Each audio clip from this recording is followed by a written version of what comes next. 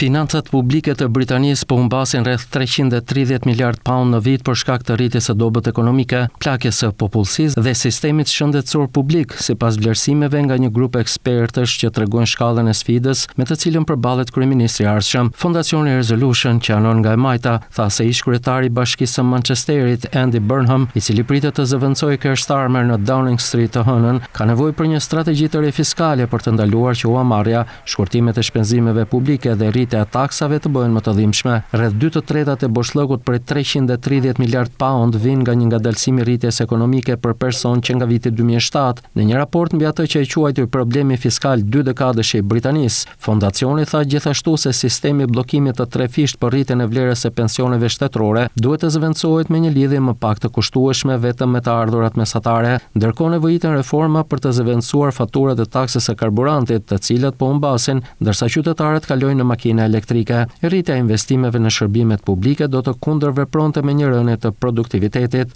Ndikimi i luftës në Iran ndoshta e ka zvogëluar hapësirën e qeverisë kundrejt rregullave aktuale fiskale nga 23.6 miliard pound në mars në 10 miliard pound aktualisht.